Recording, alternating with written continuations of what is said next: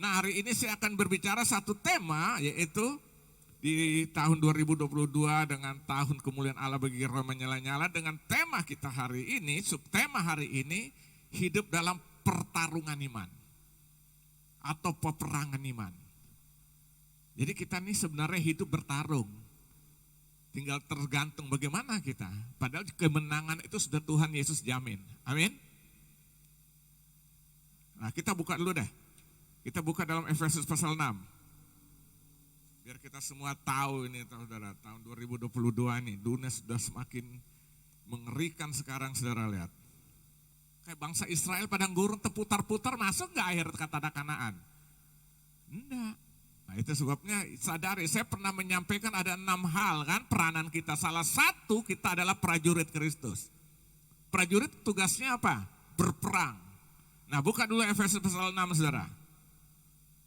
Efesus pasal 6, saya akan baca ayat 10 sampai ayat yang ke-20. Efesus pasal ke-6 ayat 10 sampai dengan ayat yang ke-20. Judul perikopnya perlengkapan rohani.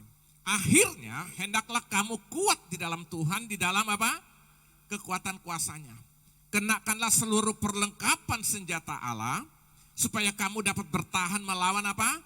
Tipu muslihat iblis. Karena perjuangan kita, nah lihat garis bawah ini ayat 12 ini. Karena perjuangan kita bukanlah melawan darah dan daging, tetapi melawan apa? Pemerintah-pemerintah, melawan penguasa-penguasa, melawan penghulu-penghulu dunia yang gelap ini, melawan roh-roh jahat di udara. Apa bentuknya? Macam-macam. Pokok yang kira-kira itu menghancurkan hidup kita yang tidak selaras dengan firman Tuhan, itulah musuh kita. Dosa-dosa apapun itu musuh kita. Khususnya saya ingatkan kita semua, khususnya kita udah melayani Tuhan. Ini serius, saudara. Supaya apa? Berkat Tuhan kita nikmati. Nanti kan baca Matius pasal 7, nanti aku tidak mengenal engkau. Kan mengerikan. Ayat berapa sekarang? Ayat 13. Sebab itu ambillah seluruh perlengkapan senjata Allah. Jadi Allah mempersiapkan persenjataan itu supaya kamu dapat mengadakan perlawanan pada hari yang jahat itu dan tetap berdiri sesudah kamu menyelesaikan segala sesuatu. Ayat 14. Jadi berdirilah tegap, berikat pinggangkan kebenaran dan berbaju jirakan keadilan. Kakimu berkasutkan kerelaan untuk memberitakan Injil damai sejahtera. Dalam segala keadaan pergunakanlah perisai iman, sebab dengan perisai itu kamu akan dapat memadamkan semua panah api dari si jahat. Dan terimalah ketopong keselamatan dan pedang roh, yaitu firman Allah. Dalam segala doa dan permohonan, berdoalah setiap waktu dalam roh dan berjaga-jagalah dalam doamu itu dengan permohonan yang tak putus-putusnya untuk segala orang kudus. Juga untuk aku, supaya padaku jika aku membuka mulutku dikaruniakan perkataan yang benar, agar dengan keberanian aku memberitakan rahasia Injil yang kulayani sebagai utusan yang dipenjarakan. Berdoalah supaya dengan keberanian aku menyatakan sebagaimana seharusnya aku berbicara. Nah, saudara, surat ini surat yang dituliskan oleh Rasul Paulus kepada jemaat di Efesus. Berarti kalau Paulus menuliskan, Paulus tahu enggak keberadaan hidup orang Kristen itu seperti apa? Tahu. Dia sangat tahu kehidupan orang kekristen itu, ya kan? Ternyata orang kekristenan itu, saudara, sedang hidup di dalam peperangan setiap hari. Setiap detik. Jangan saudara pikir datang ke gereja ini kita udah bebas. Semakin kita serius dengan Tuhan, serangan iblis makin menyerang hidupin kita. Kalau enggak, ya udah, dia bilang teman kok. Nah, kita sedang ada di dalam peperangan itu, saudara. Jadi hidup kekristenan adalah pertarungan. Peperangan. Pertanyaannya kenapa? Kenapa, saudara? Karena kita hidup itu ada dalam 2 dimensi. Dimensi pertama, kita hidup di dalam dimensi roh. Jadi waktu kita terima Yesus, roh kita dimerdekakan. Tapi ingat, dalam saat yang bersama kita masih hidup dalam dimensi daging nih loh. Kita masih hidup dalam dimensi daging. Nah, 2 hal ini sedang terjadi. Makanya dalam Injil Matius pasal 26, coba lihat Matius 26 ayat 41. Bagaimana malam terakhir Yesus dalam pergumulan pun dia mengingatkan kepada murid-muridnya. Berjaga-jagalah dan supaya kamu jangan apa? Jatuh ke dalam roh memang penurut, tetapi apa?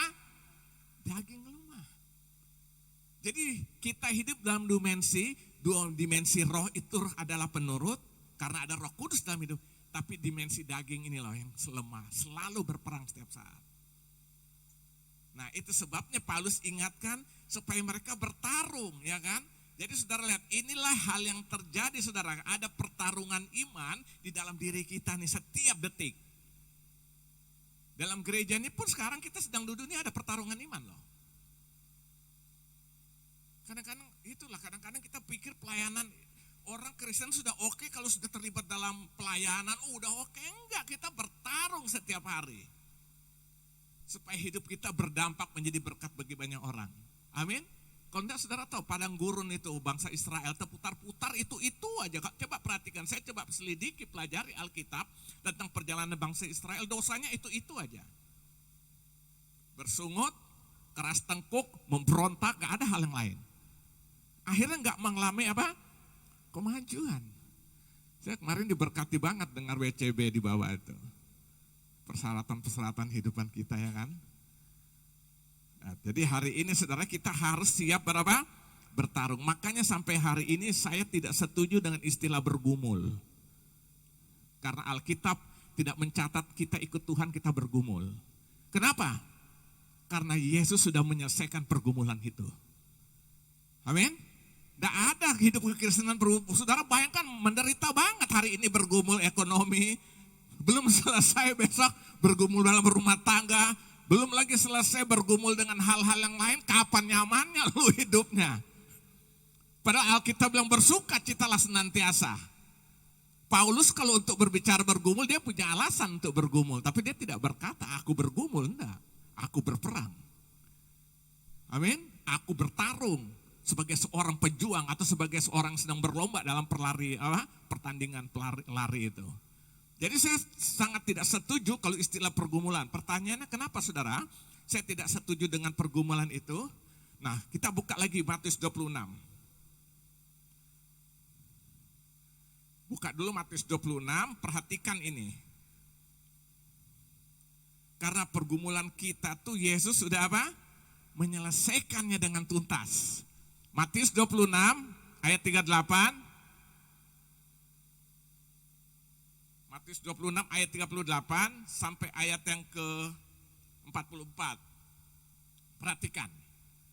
Matius 26 ayat 38 sampai lalu katanya kepada mereka. Kepada siapa mereka? Murid-murid. Ini malam terakhir waktu dia bergumul di Getsemani. Hatiku sangat sedih seperti mau apa? Mau mati rasanya. Tinggallah di sini dan berjaga-jagalah dengan aku. Terus, maka ia maju sedikit lalu sujud dan berdoa katanya, ya Bapakku, jikalau sekiranya mungkin biarlah cawan ini lalu daripadaku, tetapi janganlah seperti yang ku kehendaki, melainkan seperti yang engkau kehendaki. Terus, setelah itu ia kembali kepada murid-muridnya itu dan mendapati mereka sedang tidur. Dan ia berkata kepada Petrus, tidakkah kamu sanggup berjaga-jaga 1 jam dengan aku? Terus, berjaga-jagalah dan berdoalah supaya kamu jangan jatuh ke dalam pencobaan. Roh memang penurut tetapi daging lemah. Terus, lalu ia pergi untuk kedua kalinya. Lihat. Dan berdoa katanya, ya Bapak jikalau cawan ini tidak mungkin lalu kecuali apabila aku meminumnya, jadilah kehendakmu. Doanya sama enggak dengan yang pertama? Sama. Selanjutnya, dan ketika ia kembali pula ia mendapati mereka sedang tidur sebab mata mereka sudah berat. Ayat 44. Ia membiarkan mereka di situ lalu pergi dan berdoa untuk ketiga kalinya dan mengucapkan doa yang itu juga. Nah saya tanya hari ini, akhirnya pergumulan itu diselesaikan enggak oleh Yesus? Puncaknya apa penyelesaian itu? Buka Yohanes pasal 20, buka kita dalam Injil Yohanes pasal 19, ayat yang ke-30. Udah? Sesudah Yesus meminum anggur asam itu, berkatalah ia, sudah selesai. Lalu mendundukkan kepalanya dan menyerahkannya nyawanya kepada Bapa. Berarti pergumulan manusia sudah diselesaikan belum? Sudah. Jadi kita perlu bergumul lagi enggak? Enggak, kita berperang, bertarung. Amin. Kita nih sekarang dalam posisi sedang bertarung, sedang apa? Berperang. Dalam kamus bahasa Indonesia arti ya bergumul, itu sama dengan bergulat. Saudara tahu bergulat? Banting-banting tuh guling-guling di bawah ya kan? Saya mau tanya, hidup seperti ini enak gak? Gak enak. Jadi kita nih sebenarnya prinsipnya pergumulan kita Yesus sudah selesai. Dia bilang tetelestai, semua sudah diselesaikan. Dan pergumulan terberat adalah dosa. Yesus sudah selesaikan. Karena dosa itu dampaknya itu dalam seluruh sendi kehidupan. Orang yang masih hidup dalam dosa tidak akan menikmati janji berkat Tuhan. Catat baik-baik, baca Ulangan 28 itu. Orang yang hidup taat pada Tuhan berkat tercurah, tapi orang yang masih hidup dalam dosa justru bukan berkat, yang turun adalah kutuk. Ini pergumulan saudara. Nah Yesus sudah apa? Sudah menyelesaikannya. Saya beri contoh gini. Rasul Paulus itu, dia dalam pelayanannya enak apa tidak? Kalau saudara perhatikan secara fisik kita lihat enggak enak. Kenapa? Dia di penjara, saya sudah ceritakan kembali penjara bawah tanah di kota Roma. Dia di penjara. Nah, tapi dia berikan nasihat kepada orang-orang jemaat di Filipi, kamu bersukacita dong. Sekali lagi bersukacita, lihat. Orang sedang dalam penjara bisa menyampaikan itu. Kenapa? Bagi dia bukan lagi bergumul tapi bertarung. Dan sukacita Tuhan penuhi hidupnya. Begitu dia sampai lagi perjalanan, dia kembali lagi ke Filipi, ditangkap lagi. Alkitab katakan dia dimasukkan penjara bagian paling tengah dalam Kisah Rasul 16 mencatat. Setelah itu diborgol kakinya. Pasung. Tahu pasung? Bayangkan sudah dalam penjara, dipasung lagi. Tapi pertanyaannya, dia bergumul sampai menyedihkan hatinya enggak? Baca nanti Kisah Rasul 16. Dia memuji Tuhan. Dia berdoa dan akhirnya kemuliaan Tuhan dinyatakan, mujizat terjadi. Jadi enggak ada alasan lagi kita untuk hidup dalam pergumulan, tapi berperang ya. Amin. Siap berperang enggak? Hah? Siap enggak? Harus siap. Oh enggak kalah melulu. Jatuh bangun dengan dosa yang berulang-ulang. Sampai kadang-kadang kita dengar firman kita enggak ngerti gitu loh. Kesannya lu ngerti firman enggak sih umpama kayak begitu. Jatuh bangun, terputar-putar dengan itu. Sampai kapan mau begitu? Saya nggak ada jamin loh, Yesus datang mungkin masih 10, 20, 30 tahun, siapa yang berani jamin? Bisa sebentar, ya nggak ada yang tahu kan? Tapi tanda-tanda saya pernah khotbah kan akhir zaman, tanda-tanda terakhir udah jelas. Injil harus diberitakan sampai ke ujung bumi. Saat ini sedang terjadi di mana-mana. Dulu negara Cina bilang tirai apa? Tirai bambu itu yang tertutup tuh Injil. Sekarang Injil sedang bertumbuh juga di sana. Tanda-tanda akhir sudah paling terjadi. Sampai kapan kita hidup bolak-balik seperti itu? Ayo loh bangkit dong, kita prajurit. Perang, pertarungan iman harus terjadi. Supaya janji Tuhan itu kita nikmati. Bukan bergumul lagi. Pergumulan sudah diselesaikan oleh Yesus. Kita yang berperang. Amin. Nah jadi kita harus siap berperang. Amin. Nah jadi hari ini kita akan hidup dalam pertarungan iman. Siap? Nah sekarang pertanyaannya, apa yang harus dilakukan dalam pertarungan iman? Apa yang harus dilakukan? Nah ini kita akan pelajari bersama-sama. Yang pertama, hidup tinggalkan dosa secara total. Jadi dalam pertarungan iman, harus tinggalkan dosa secara total. Ini gak bisa setengah-setengah, tidak bisa seperempat, tidak bisa 90%, harus 100% dosa kita tinggalkan. Karena dosa itu hambatan, merintangan untuk kita maju dalam Tuhan dan meraih kemenangan. Alkitab sudah jamin loh, engkau adalah pemenang bahkan lebih daripada orang-orang yang menang, kata Rasul Paulus. Jadi kita sebenarnya sudah dalam kemenangan itu. Tapi yang menghambat adalah apa? Dosa. Nah saudara perhatikan, pertanyaannya kenapa saudara harus tinggalkan dosa secara total? Buka dulu dalam Wahyu pasal 12 ayat yang 10. Wahyu 12 ayat yang 10. Ya, perhatikan. Dan aku mendengar suara yang nyaring di sorga berkata, sekarang telah tiba keselamatan dan kuasa dan pemerintahan Allah kita dan kekuasaan Dia yang diurapinya, karena telah dilemparkan ke bawah pendakwa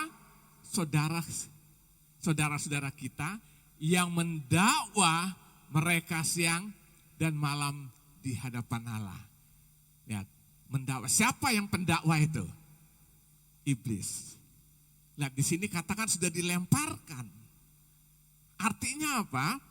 Sebenarnya kita bukan lagi bergumul, tapi kita berperang. Itu sebabnya kita harus meninggalkan dosa-dosa penghambat itu. Kenapa? Karena itu akan dipakai iblis untuk terus menuding kita, untuk terus menyerang kita dengan dosa itu. Halo? Ngerti? Makanya di sini Pewahyu bilang tinggalkan itu, ya kan? Pendakwa itu. Kenapa? Dosa itu akan menghambat kita maju. Iblis akan pakai dosa untuk menghambat kita. Nah, ini harus kita perangi. Kalau enggak kita tidak akan bisa maju-maju dalam Tuhan. Boro-boro menikmati berkat. Yang ada kesialan-kesialan, ya. Ini kalau saya pakai bahasa gampangnya lah. Kenapa? Dosa itu penghambat, saudara. Makanya di sini dikatakan iblis mendakwa kita siang dan malam. Dengan apa dakwaan itu? Dengan dosa-dosa yang tidak terselesaikan. Alkitab bilang waktu kita mengaku dosa kita, maka Ia adalah setia dan adil. Dia akan mencucikan segala dosa kita. Yang lama sudah berlalu, kata Paulus, ya, yang baru sudah datang. Dosa harus ditinggalkan, saudara. Nanti terusnya bergumul terus, bukan bergumul. Lu hidup dalam dosa, ini jadi pergumulan, betul. Yesus padahal sudah selesaikan. Jadi syarat pertama apa yang harus dilakukan dalam pertarungan iman ini, dalam peperangan iman ini, kita harus tinggalkan dosa secara total. Siap? Harus siap. Ayo saya ajak kita semua yang udah melayani Tuhan. Kalau enggak kita jadi manusia-manusia munafik di bawah kolong langit ini. Apalagi pelayanan mimbar. Dalam perjanjian lama, orang bawa korban cacat, dia akan mati. Kita ini terlalu enak, ya kan? Jangan sampai Tuhan mempermalukan kita nanti.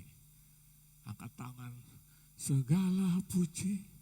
Padahal kita masih hidup dalam dosa terus menerus. Ayo saudara. Kita harus tinggalkan itu, iblis akan hancurkan kita dengan semua. Buka lagi dalam Ibrani pasal 12 ayat 14. Apa yang dikatakan oleh penulis Ibrani ini? Ibrani 12 ayat 14. Ayat 1 maksud saya, ayat 1 dulu. Buka, lihat ayat 1 sama ayat 14. Ya, karena kita mempunyai banyak saksi. Jadi hidup kita menjadi disaksikan orang enggak? Ya. Makanya di sini bilang karena kita mempunyai banyak saksi. Bagaikan awan yang mengelilingi kita. Orang sedang menyoroti kita nih. Semua orang sedang apalagi kita-kita yang sudah terlibat dalam melayani Tuhan tuh jadi sorotan orang. Ya kan? Bagaikan awan yang mengelilingi kita. Marilah kita menanggalkan semua apa? Beban dan dosa yang begitu merintangi kita. Dan berlomba dengan tekun dalam perlombaan yang diwajibkan bagi kita. Terus lihat ayat 14. Berusahalah hidup damai dengan semua orang dan belajar dan kejarlah apa? Kekudusan, sebab tanpa kekudusan tidak seorang pun akan melihat Tuhan. Kita sedang disaksikan hidup kita bagaikan awan yang melingit kita. Itu sebabnya kita harus menegangkan seluruh beban-beban itu, ya kan? Dosa-dosa kita. Supaya apa? Karena itu merupakan rintangan hambatan untuk kita menikmati berkat janji-janji Tuhan di dalam kehidupan kita. Saudara lihat, ini harus beres saudara. Saya mau tanya saudara, tempat kemunafikan terbesar di mana? Di mana tempat kemunafikan orang terbesar? Di gereja. Saudara pergi ke diskotik, saudara tidak akan jumpai orang munafik di diskotik. Dia apa ada ini emang gue, emangnya apa? Justru lu mau sok-sok alim sana, lu mau suci sana. Mereka apa adanya. Di nightclub ada nggak tempat kemunafikan? Tidak ada, memang di situ tempatnya orang hidup dalam segala ketidakbenaran. Tapi tempat, tapi diam-diam nih antara kita aja. Tempat kemunafikan tuh di gereja. Orang kelihatan, wah pelayanan bagaimana lu. Padahal dia hidup dalam ketidakbenaran. Dia akan mengkamuflasekan hidupnya. Membungkus dengan pakai jubah-jubah kemuliaan. Padahal itu jubah-jubah bolong semua saudara. Loh betul saudara. Makanya kita harus beresin, amin. Supaya hidup kita berdampak. Tadi kan dibilang, kita dikelilingi bagaikan awan yang melingkina akan menyaksikan tentang siapa hidup kita sesungguhnya. Akhirnya kita bukan menjadi berkat tapi jadi batu sandungan bagi orang lain. Amin. Nah hari ini siap nggak berubah? Loh firman Tuhan tuh ngomong apa tegas ya kan? Ayo saudara, halus-halus saja, tegas saja kadang-kadang nggak mau berubah. Apalagi halus-halus. Saudara tinggalkan. Daripada kita jadi orang munafik, capek percaya saya. Rasul Paulus tuh orang yang paling munafik pada zaman itu. Oh dia ini kan orang Farisi, dia belajar firman. Jadi kalau bicara firman, konteks pada zaman itu ya kitab Taurat itu. Dia belajar, dia menguasai kitab Taurat. Sampai dia bilang dalam melakukan Taurat, aku orang yang tidak bercacat. Ya kan? Tapi dia cuma menguasai Taurat, bukan Taurat yang menguasai hidupnya. Ya kan? Nah seringkali kita baca firman, wah gue ngerti kok, saya udah ngerti kok. Pertanyaannya firman itu menguasai hidup kita enggak? Ini kan jadi pertanyaannya kan. Nah saudara lihat sampai akhirnya Rasul Paulus bisa menuliskan surat Efesus nih kepada jemaat di Efesus. Ya, selain surat banyak sekali surat, penulis Alkitab terbesar perjanjian lama itu adalah Rasul Paulus. Sekitar 60-70% dengan latar belakang hidup yang ngaco. Tapi begitu dia terima Yesus, dia radikal kepada Yesus. Sungguh-sungguh. Radikal jangan selalu diartikan konotasi negatif ya. Itu kan dari kata radix itu akar. Kita harus berakar dong. Tertanam, berakar, bertumbuh dan menghasilkan buah. Jadi kita harus radikal di dalam Yesus. Tinggalkan dosa. Amin. Apalagi kita-kita yang sudah terlibat dalam pelayanan. Saudara enggak jadi berkat akhirnya gitu loh. Ayo tinggalkan saudara ya. Nah ini yang pertama, jadi setelah apa yang harus dilakukan dalam pertarungan iman, hidup tinggalkan dosa secara total. Jadi tidak separuh-separuh saudara ya. Nah ada satu cerita, saya pernah sampaikan sini satu cerita ilustrasi gitu. Ada dua orang kakak beradik, sekitar umur 10-8 tahun lah kakak 10, adik 8 tahun. Nah ini anak laki-laki berdua mereka sering bermain bersama-sama, kakak beradik, jadi main di halaman rumah kadang-kadang. Nah mereka tuh waktu itu main ketopel. Nah bapak daripada kedua anak ini sedang piara ayam saudara. Dalam ayam yang dia piara dia punya satu ayam jago, ayam Bangkok, itu kan tinggi kan, itu kesayangan. Nah gak tahu bagaimana anak kakak beradik ini saling bidik-bidikan dengan ketopelnya itu. Si adik gak sengaja hantam pas kena kepala ayam, mati. Wih, mereka ketakutan, ini kesayangan bapaknya kan. Mereka gak tahu. Mereka sebenarnya gak tahu bapaknya tuh lihat peristiwa itu karena bapaknya lagi dalam kamar, lagi di dekat jendela, lagi ngelihat gitu loh. Jadi tanpa sengaja mereka gak tahu karena ini pas hari libur saudara. Nah akhirnya udah bapaknya diamin aja, bapaknya pengen lihat bagaimana kejujuran anak-anak ini. Lalu apa yang terjadi? Nah besok hari Seninnya waktu mau sekolah, kakaknya cari kesempatan, dia meras adiknya. Jadi kan biasa pergi sekolah dikasih uang jajan, kakak dikasih, adik dikasih, berjalan lah bersama-sama pergi sekolah tidak terlalu jauh jadi berjalan kaki. Dalam perjalanan kakak bilang adiknya, bagi dong buat jajan, enak aja lu kan juga dapat, ya kan? Ayo dong, ayam. Ih, dia pikir artinya diaduin kan? Kasih. Besok lagi begitu dibagi uang jajan sama mama mereka, jajan dalam perjalanan. Bagi duit dong, tahu. Adiknya selalu ngeles, enak lu juga kan dapat, ya kan? Ayam. Kasih. Sampai 1 minggu stres dia kayak gini. Akhirnya adiknya pikir-pikir kalau gua hidup kayak gini itu tertekan dong ya kan. Udah gak dapat duit, duitnya dia minta. Nah saudara bayangkan iblis itu seperti itu loh. Dia tuduh terus sampai kita tidak berdaya. Akhirnya satu saat dia nggak tahan, minggu berikutnya, hari bapaknya lagi baca koran, sore-sore hari gitu, adiknya datang. Sambil datang terus menangis. Kenapa? Akhirnya dia ceritakan, "Pak, ayam papa yang kemarin tuh mati tuh sayang ketepel." Bapaknya langsung peluk anak itu. Bapak bilang, "Udah bahwa papa sebenarnya udah tahu. Papa cuma melihat ingin kejujuranmu. Sekarang engkau sudah bebas, sudah nggak apa-apa, udah jangan nangis lagi, udah nanti papa bisa beli lagi." Udah, lega nggak? Besok Senin kakak kan nggak tahu udah selesai. Jalan dapat uang jajan lagi kan. Jajan. Enak aja, lu juga datang. Ayam kak, mau kebo kak, mau monyet, nggak ada urusan. Kenapa anak ini bisa begitu? Bebas. Dosa itu menghancurkan kita sampai kita tertekan habis. Ayo yang ngangguk-ngangguk yang benar-benar, jangan ngangguk. Serius saudara ini. Kita dihambat karena dosa. Buka lagi satu ayat. Yesaya 59 ayat 1 dan 2. Ayo saudara, kita dengar firman tuh, aminkan dan iya aku siap berubah. Lihat. Sesungguhnya tangan Tuhan tidak kurang panjang untuk menyelamatkan. Stop dulu. Berarti tangan Tuhan mampu enggak? Sanggup enggak? Ya. Dan pendengarannya tidak kurang tajam untuk mendengar. Berarti dia selalu mendengar enggak? Ya. Terus, tetapi yang merupakan pemisah antara kamu dan Allahmu ialah apa? Segala kejahatanmu, dan yang membuat dia menyembunyikan diri terhadap kamu sehingga ia tidak mendengar ialah apa? Segala dosamu. Jadi tangan Tuhan bukan kurang panjang untuk menyelamatkan kita, telinganya bukan tidak kurang mendengar untuk mendengarkan doa-doa yang membuat pemisah itu adalah segala dosa-dosa dan pelanggaran-pelanggaran kita. Ini menjadi hambatan saudara.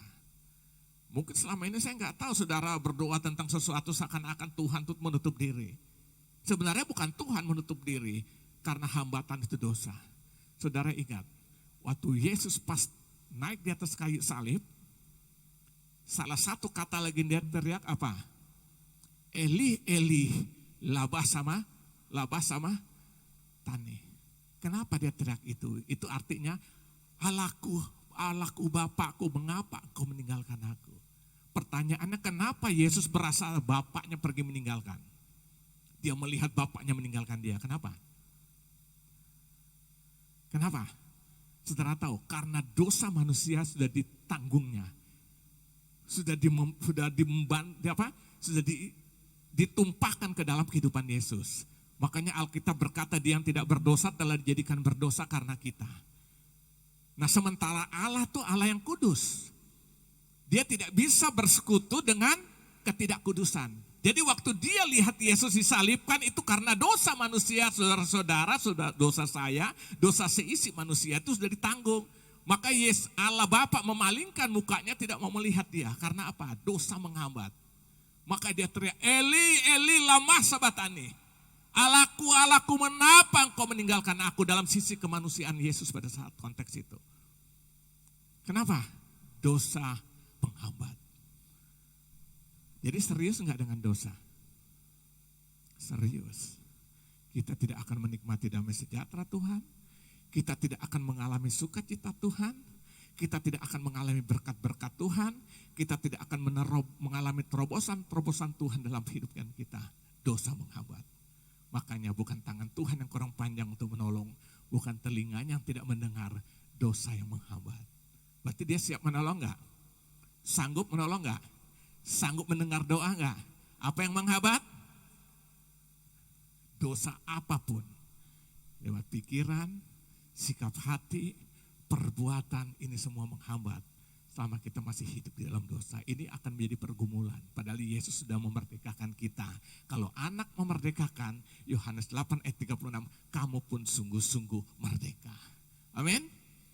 Jadi kita sebenarnya harusnya enjoy Bertarung, ayo bertarung, siapa takut? Alkitab bilang iblis ada di bawah telapak kaki orang percaya. Jadi sebenarnya udah gak berkutik, dia cuma jadi singa-singa ompong, nakut-nakuti dengan apa? Aumannya itu. Dalam perjanjian baru banyak, perjanjian lama banyak konteks. Daniel menang gak dalam pergumulan? Tantangan itu. Sempat dibuang dalam gua singa gak? Singanya terkam dia gak? Ya, siapa lagi? Sadrak, Mesak, Abednego. Juga dibuang dapur api, kebakar nggak? Bahkan sampai raja pun kaget, bukankah yang kita buang 3 orang sekarang kok ada 4 orang? Allah menyertai mereka, itulah Immanuel itu. Ya kan? Allah menyertai kita.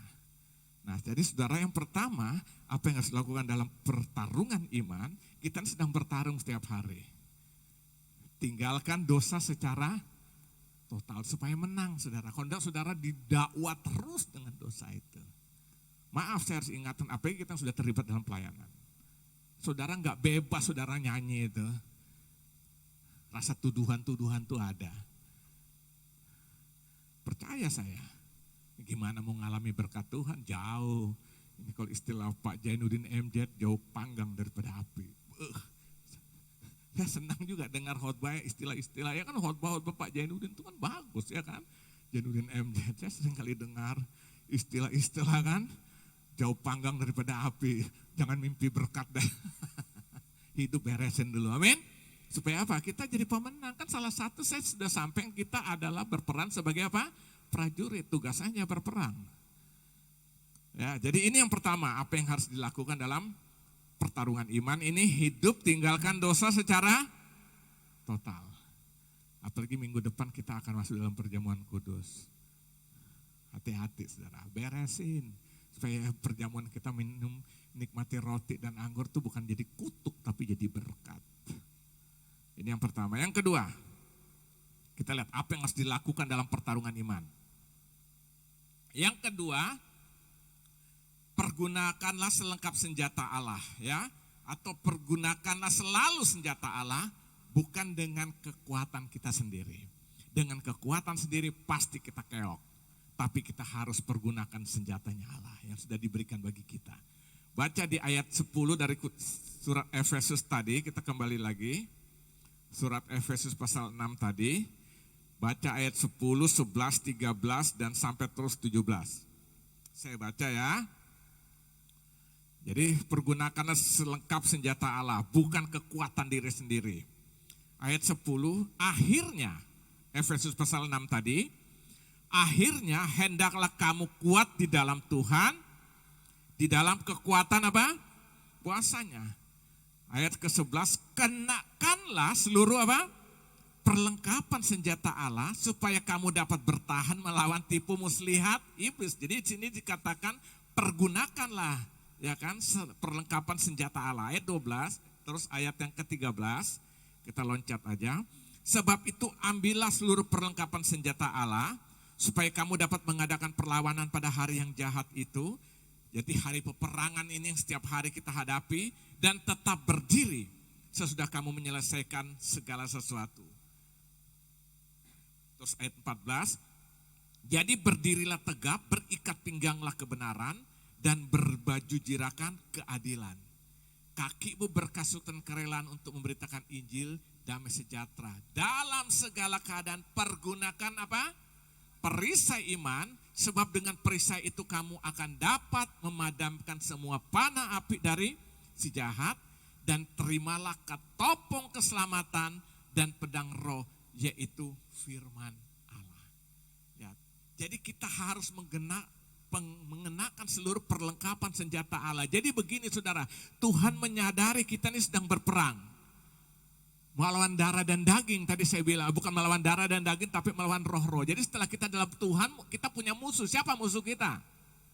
Siapa? Bukan mertua. Ipar, bukan juga. Kalau ada yang jahat-jahat itu bukan ipar, bukan itu iblis sedang pakai orang-orang itu. Amin. Iblis sedang pakai orang-orang itu untuk memusuhi kita atau ingin menghancurkan kita. Dengar, maka jangan mau dipakai setan iblis. Alkitab bilang berbahagialah orang membawa damai karena dia akan disebut anak-anak Allah. baca dalam Injil Matius doa khotbah Yesus di akhir buku. Jadi kalau tidak mau bawa damai, anak siapa dong? Loh ini kan logika berpikirnya gitu, benar nggak? Saya penasaran. Matius pasal 5. Biar saudara ngerti. Makanya baca firman dong, biar ngerti setiap hari ya. Berbahagialah orang yang mana, berbahagialah orang yang bawa damai mana? Ayat 6. Bukan berbahagialah orang. Nah ayat 9. Berbahagialah orang yang membawa damai karena mereka akan disebut. Nah kalau yang tidak mau damai anak siapa? Bukan saya yang katakan, saudara sendiri dan firman Allah. Berarti saudara mengaminkan firman Tuhan. Amin. Berbahagialah orang bawa damai karena dia akan disebut anak-anak Allah. Jadi kalau saya sebagai anak Allah, saya akan bawa damai. Sesuatu tidak benar saya tegur. Hari ini saya tegur karena saya mengasihi saudara lewat firman. Saya mengasihi saudara, saya membawa damai supaya hidup kita diperdamaikan dengan Allah, dan hukum yang kedua diperdamaikan dengan sesama. Kita harus beres dengan Allah, kedua harus beres dengan diri kita sendiri, baru kita bisa beres dengan orang lain. Nah, Yesus dalam khotbah di bukit. Nah, di bukit yang saya pernah khotbah juga di Israel, saudara. Saya khotbah di tempat dari Matius pasal 5 ini karena saya pas ada lagi di atas bukit di mana Yesus khotbah waktu itu. Satu kebanggaan, saudara. Dan salah satu dia bilang, berbahagialah orang membawa damai karena dia akan disebut anak-anak Allah. Pertanyaannya, kalau dia tidak membawa damai, tapi membawa pertengkaran, kekacauan, anak siapa? Jawab masing-masing. Ini serius, makanya praktekin firman Tuhan itu secara total. Jadi saudara lihat, pergunakan apa? Selalu senjata Allah, bukan apa? Kekuatan sendiri, ya kan? Artinya begini saudara, artinya apa yang dimaksud? Yang pertama, hidup dalam kebenaran. Ya, hidup dalam kebenaran. Artinya apa hidup dalam kebenaran? Artinya kita melakukan firman Tuhan di dalam hidup ini. Perhatikan lagi, kembali lagi dalam Efesus tadi. Pergunakanlah selalu senjata Allah, bukan kekuatan sendiri. Karena kita sedang berperang, kita diberikan senjata oleh Tuhan. Tuhan tidak akan tinggalkan kita, tapi dia berikan senjata itu. Apa senjata itu? Yang pertama, hidup dalam kebenaran. Apa itu hidup dalam kebenaran? Hidup dalam kebenaran berarti hidup melakukan firman Tuhan. Nah, perhatikan ayat 17-nya dulu dalam Efesus 6 tadi. Dan terimalah ketopong keselamatan dan pedang roh, yaitu apa? Saudara tahu ketopong? Ketopong tuh kayak helm tuh loh, yang menutupi. Pada zaman perjanjian lama, kalau kita lihat perang atau zaman kerajaan, selalu mereka pakai pakaian topong kayak besi tuh loh, untuk melindungi. Pakaiannya pakaian dari perunggu, kayak rompi, itu supaya waktu mereka berperang, itu sebagai penghalang. Ya, maka di sini dikatakan, dan terimalah ketopong keselamatan dan pedang roh, yaitu apa?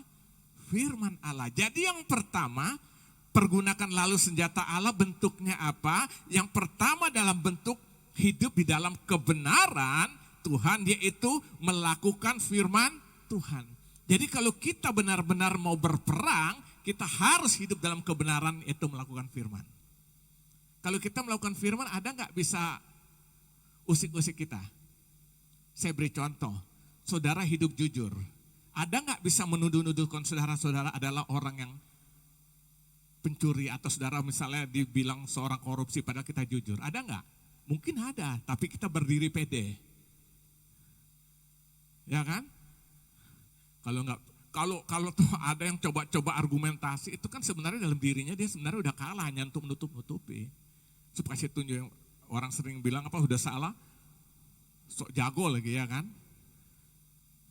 Tapi kalau kita dalam kebenaran saudara, itu tuduhan itu akan mental. Karena kebenaran tetaplah kebenaran, tidak perlu dibela. Dia akan membela dirinya sendiri. Jadi waktu saya melakukan firman Tuhan, maka saya sedang hidup dan berjalan di dalam kebenaran. Inilah senjata yang merupakan mentopong, menutupi kepala. Sumber hidup manusia mengendalikan hidup kita siapa? Di mana adanya? Kepala. Inilah pusat sentra pengendalian diri manusia. Di sini ada otak yang mengendalikan. Otak jadi benar. Amin. Dilindungi oleh apa? Firman Allah itu. Makanya apa yang baik, yang suci, yang sedap didengar, Filipi 4 ayat 8, pikirkanlah semuanya itu. Otak kita jadi benar. Karena waktu kita sudah dalam Tuhan, ini yang diserang. Roh kita aman, tapi otak kita, pikiran kita itu diserang terus sama iblis. Maka dibilang pakailah ketopong keselamatan dan pedang roh, yaitu firman Allah. Jadi kita harus hidup dalam kebenaran Tuhan, yaitu melakukan firman. Pasti kita aman. Tuhan akan membela kita habis-habisan. Amin. Jadi kita akan jadi pemenang, bahkan lebih daripada pemenang. Paulus bilang, tunduklah kepada Allah, lawanlah iblis, dia akan lari daripadamu. Jadi yang pertama, saudara lihat, pergunakanlah selalu senjata Allah, bukan kekuatan sendiri, dalam pengertian hidup dalam kebenaran, yaitu apa? Melakukan firman Tuhan. Buka lagi dalam Injil Matius pasal 7, ayat 24 sampai 27. Injil Matius pasal 7, perhatikan apa yang dikatakan dalam Injil Matius ini. Setiap orang yang mendengar perkataanku, ini mendengar apa berarti? Firman. Jadi setiap orang mendengar perkataanku ini dan melakukannya, ia sama dengan orang yang bijaksana, yang mendirikan rumahnya di atas batu. Terus? Kemudian turunlah hujan dan datanglah banjir, lalu angin melanda rumah itu. Tetapi rumah itu tidak rubuh sebab didirikan di atas apa? Batu. Terus, tetapi setiap orang yang mendengar perkataanku ini dan tidak melakukannya, ia sama dengan orang yang bodoh. Tadi bijak, ini apa? Bodoh, yang mendirikan rumahnya di atas pasir. Terus, kemudian turunlah hujan dan datanglah banjir. Lalu angin melanda rumah itu, sehingga rubuhlah rumah itu dan hebatlah kerusakannya. Di mana perbedaannya? Sama-sama rumah, di mana perbedaannya? Satu mendengar firman lalu melakukannya. Digambarkan itu kayak bangunan didiri di atas batu, ya karang yang teguh. Datang badai, dapat hujan, berdiri kokoh. Yang satu juga membangun rumah, kelihatannya sama dari luar. Tapi dia hanya mendengar firman, tetapi tidak melakukan. Dibilang orang yang satu bijak. Begitu rumah itu datang badai, habis rata. Itu gambaran kita semua, orang yang melakukan firman dan tidak melakukan firman seperti ini. Jadi harus yang pertama, hidup dalam kebenaran, yaitu melakukan firman Tuhan. Ini senjata, saudara. Kalau saudara benar, orang mau tuduh apa, tetap benar, tetaplah kebenaran. Amin. Yang kedua, senjata Allah dalam pengertian apa di sini? Hidup dipenuhi dan dipimpin oleh Roh Kudus. Jadi kita hidup nih harus dipenuhi, setelah dipenuhi lalu apa? Dipimpin oleh Roh Kudus. Supaya apa? Kita menghasilkan buah. Buka dulu Galatia 5, gak apa-apa saudara, ini berkali-kali saya selalu sampaikan ini. Galatia 5, kita buka ke depannya. Lihat dulu Galatia 5 ayat 25. Perhatikan ayat 25. Jikalau kita hidup oleh Roh, baiklah hidup kita juga dipimpin oleh Roh. Kalau hidup kita oleh Roh, jikalau hidup kita oleh Roh, baiklah hidup kita juga dipimpin oleh Roh. Jadi kita sudah dalam Tuhan, sebenarnya Roh Kudus ada dalam hati kita. Waktu kita terima Yesus sungguh-sungguh, udah ada. Nah, kita harus hidup dan dipimpin oleh Roh itu. Nah, dampaknya apa? Perhatikan ayat 22. Tetapi buah roh ialah kasih, sukacita, damai sejahtera, kesabaran, kemurahan, kebaikan, kesetiaan, kelemah lembutan, penguasaan diri. Tidak ada hukum yang menentang hal itu. Jadi kita bayangkan sini Alkitab katakan, Paulus bilang kalau kita hidup dipenuhi dan dipimpin Roh Kudus pasti akan mengeluarkan buah ini. Saya beri contoh gini. Saudara makan bakso banyak-banyak, sampai kenyang, sampai enak, saudara muntah. Yang keluar apa? Hah? Uang? Apa? Yang keluar duit. Makan bakso sampai kenyang, sampai enak, akhirnya kita muntah. Yang keluar apa? Bakso keluar. Saudara makan apa lagi? Ya makan pempek, sampai pempek kapal selam. Sampai puas, sampai kenyang, sampai enak. Akhirnya kita keluarkan, muntah yang keluar apa? Pempek kapal selam. Gak mungkin yang keluar apa? Pisang goreng gak ada, saudara. Nah, saudara bayangkan kalau Roh Kudus penuhi hidup kita, memimpin hidup kita, yang keluar buah tadi. Tetapi sebaliknya, waktu hidup kita bukan dipenuhi Roh Kudus, atau kita tidak hidup dan dipimpin oleh Roh Kudus, berlawanan yang keluar ayat 19 saya baca. Ya kan, ayat 19, perbuatan daging, lihat. Daging telah nyata, yaitu percabulan. Tahu percabulan enggak? Atau pura-pura enggak tahu? Apalagi kecemaran, hawa nafsu, penyembahan berhala, sihir, perseteruan, perselisihan, iri hati, amarah, kepentingan diri sendiri, percederaan, roh pemecahan yang sedang bikin pecah-pecah ini, ya kan? Kadang-kadang kekeluargaan bisa pecah ini karena roh-roh ini, saudara. Pelayanan juga bisa pecah karena roh ini. Kedengkian, kemabukan, pesta pora dan sebagainya. Terhadap semuanya itu kuperingatkan kamu. Ini kalau orang Batak yang baca nih enak banget nih. Terhadap semuanya kuperingatkan kau. Ya kan? Seperti yang telah kubuat dahulu, bahwa barang siapa melakukan hal yang demikian, ia tidak akan mendapat bagian apa? Dalam apa? Kerajaan Allah. Ya. Jadi serius gak, saudara? Senjata Allah kita gunakan. Yang pertama, hidup dalam kebenaran, itu firman Tuhan kita lakukan. Yang kedua, hidup kita dipenuhi oleh Roh Kudus. Lalu silakan Roh Kudus memimpin hidupku. Pasti akan keluar buah tadi, kasih, damai sejahtera, sukacita, penguasaan diri. Ada sukacita setiap hari. Masalah ada ya, kecil karena ada sukacita. Ini yang dialami oleh Paulus. Dalam penjara bisa bersukacitalah senantiasa. Dia nasihatkan orang di luar penjara. Kenapa? Dia tidak lagi terkungkung dengan masalah-masalah seperti ini. Damai sejahtera, berkat Tuhan mengalir, udah pasti itu ya.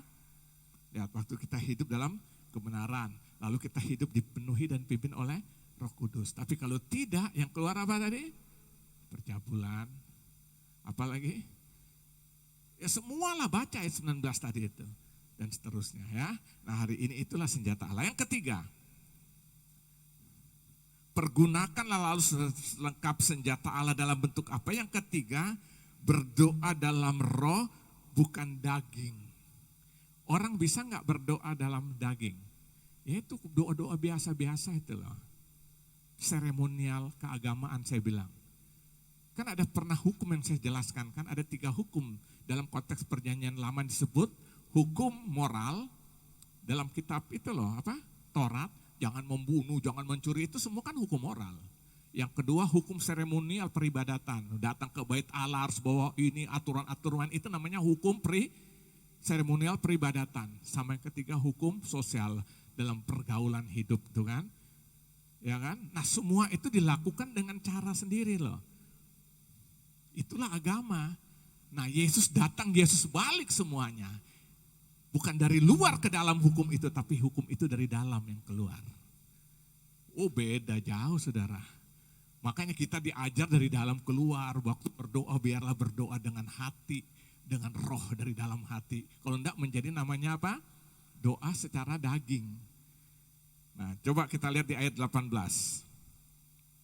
Ayat 18 kembali lagi ke Efesus tadi. Ayat yang ke-18, 6 ayat 18. Dalam segala doa dan permohonan, berdoalah setiap waktu di apa? Di dalam roh, dan berjaga-jaga dalam doamu itu dengan permohonan yang tak putus-putusnya untuk segala orang kudus. Ya, saya ulangi. Dalam segala doa dan permohonan, berdoalah setiap waktu di dalam apa? Jadi roh kita ini loh yang berdoa. Ini yang saya beri nama, saudara, bukan doa-doa seremonial keagamaan. Berdoa secara daging.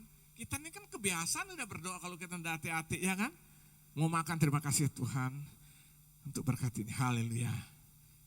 Apalagi mau tidur malam, Tuhan terima kasih Tuhan. Aku mau tidur ya Tuhan, jaga aku. Lu pikir Tuhan Yesus satpam apa? Apalagi, ini kan doa-doa kebiasaan, daging aja ini. Saya mau tanya hari ini saudara, Setiap agama punya doa enggak? Dukun berdoa enggak? Ya mantra, apa bedanya kalau doa secara daging? Tapi dari hati nurani kita tuh loh, dipimpin oleh Roh Tuhan. Buka lagi Roma 8 ayat 26. Jadi senjata Allah yang ketiga dalam bentuk berdoa dalam roh, bukan dalam daging saudara, setiap saat. Demikian juga roh membantu kita dalam kelemahan kita. Sebab kita tidak tahu bagaimana sebenarnya harus berdoa. Tapi roh sendiri berdoa untuk kita kepada Allah dengan keluhan-keluhan yang tidak terucapkan. Kadang-kadang dalam satu tekanan hidup persoalan kita hadapi, kita tidak tahu, tapi kita menangis dengan sungguh di kaki Tuhan. Roh Allah itu berdoa membantu kita kepada Allah. Apa ya kalau saudara Tuhan berikan karunia bahasa roh. Kita tidak ngerti, tapi Tuhan tahu. Nah ini disebut dengan berdoa di dalam apa? Di dalam roh, bukan secara daging, ya kan? Sebab kalau doa tanpa pimpinan Roh Kudus, ini saya beri nama doa seremonial keagamaan. Ya kan? Ini disebut nama doa basa-basi. You know doa basa-basi. Ya kan? Apalagi dramatisir, kan pernah dengar orang doa nggak dramatisir? Tuhan kami bersyukur. Apalagi kalau dia pembaca puisi. Kami bersyukur pada Allah kami Bapa yang kekal yang ada di dalam surga. Mau makan ini kan? Kami bersyukur untuk makanan ini Tuhan. Makanan Palestina pasti lezat, tidak najis. Dan kami tolak 3T, tusuk gigi, tulang, dan tisu. Ya kan? Ini kejadian benar ya saudara. Ini kejadian benar. Aduh, kan dramatisir kan.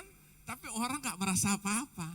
Tapi saudara tahu kalau roh Tuhan tuh penuh hidup kita, kita berserah penuh, kita berdoa. Kadang-kadang kata-kata kita asal gitu loh. Ya gak hebat. Orang merasa tuh kuasa itu bekerja. Amin. Nah ini senjata saudara. Kita harus berdoa di dalam roh. Roh memimpin kita. Jadi yang keluar bukan roh kedagingan, bukan doa bersifat kedagingan. Coba saudara bandingkan dulu dengan inilah. Yakobus 4 ayat 3. Yakobus 4 ayat 3 coba tolong. Yakobus, lihat perhatikan. Di situ dikatakan, atau kamu berdoa juga. Tetapi kamu tidak menerima. Karena kamu salah berdoa. Di mana salahnya? Sebab yang kamu minta itu hendak kamu habiskan untuk memuaskan hawa nafsu. Ini doa dari roh atau doa daging?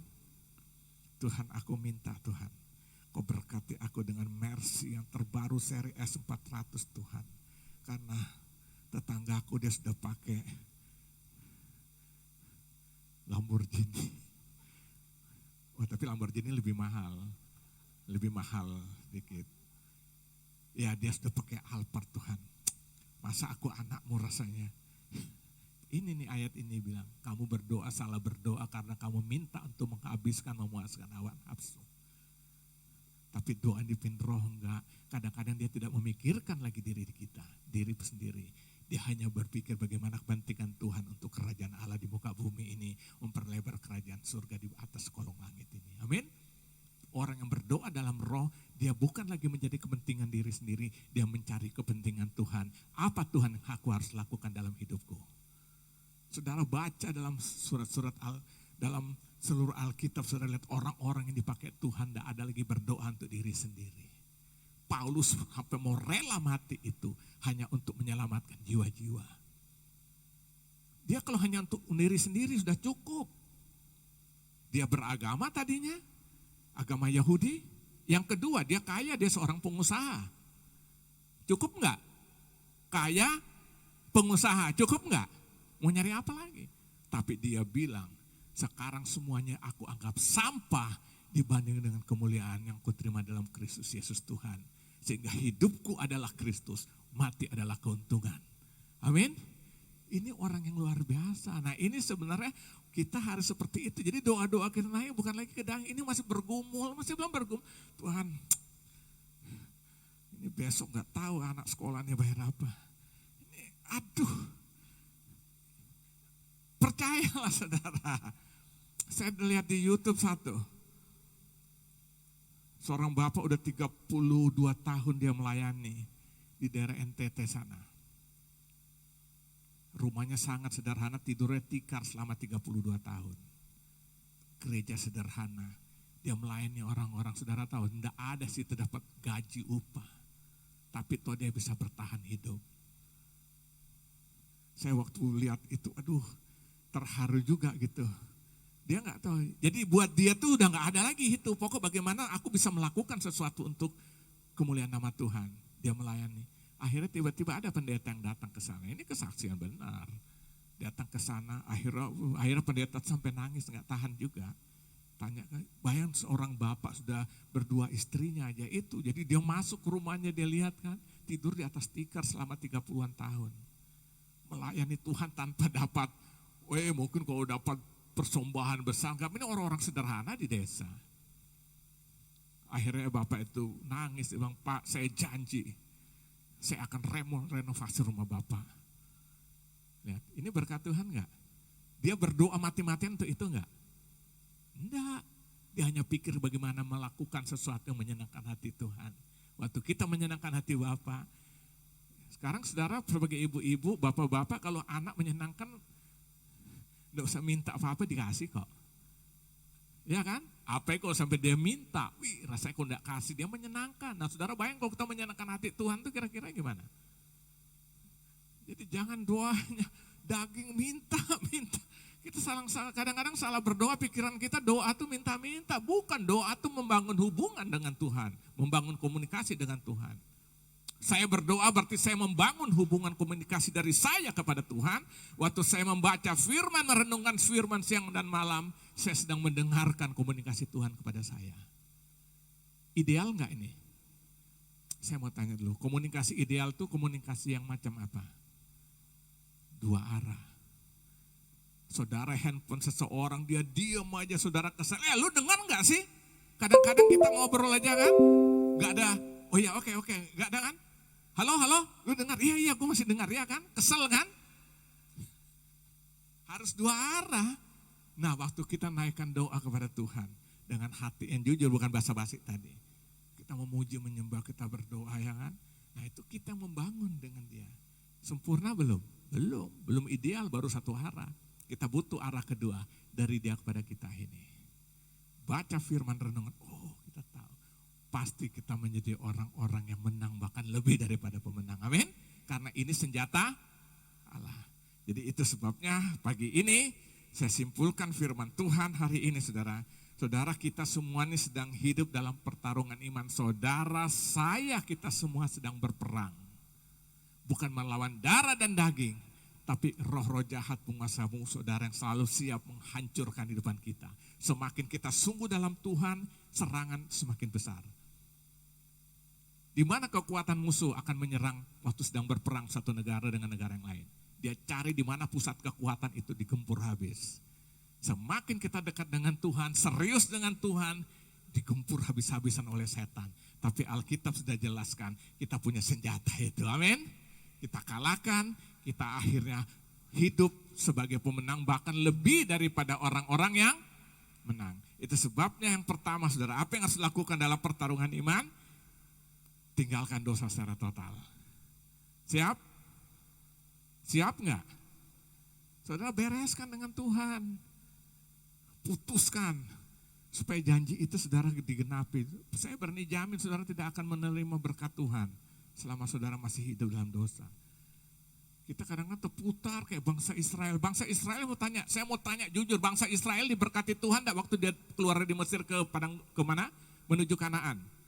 Berkat Tuhan setiap hari stop atau ada? Setiap hari mana turun? Tuhan sertain enggak melindungi mereka dari panas terik matahari? Tiang awan hadir. Malam hari ada enggak dalam kedinginan? Tuhan hadir. Tiang api Alkitab mencatat. Lagi pengen makan burung, daging Tuhan kirim enggak burung puyuh? Berarti sebenarnya oke, bukan? Yang bikin itu kan karena keras tengkuk kita tuh loh. Kepala batu kita tuh akhirnya terputar enggak masuk lagi akhirnya kan. Nah jangan sampai kita jadi orang Kristen seperti itu. Ayo berubah dong. tinggalkan dosa. Yang kedua apa? Pergunakan senjata yang tadi sudah jelaskan, ya kan? Hidup dalam kebenaran itu melakukan firman Tuhan, hidup dipenuhi dan siap dipimpin oleh Roh Kudus dalam kehidupan kita, dan selalu berdoa di dalam roh, artinya bukan doa kedagingan. Amin. Ini senjata-senjata Allah. Kita pasti menjadi pemenang. Petarung-petarung yang kuat, siap fight, dan kita sudah meraih kemenangan karena Yesusku, Yesus pemenang. Amin. Tuhan Yesus memberkati.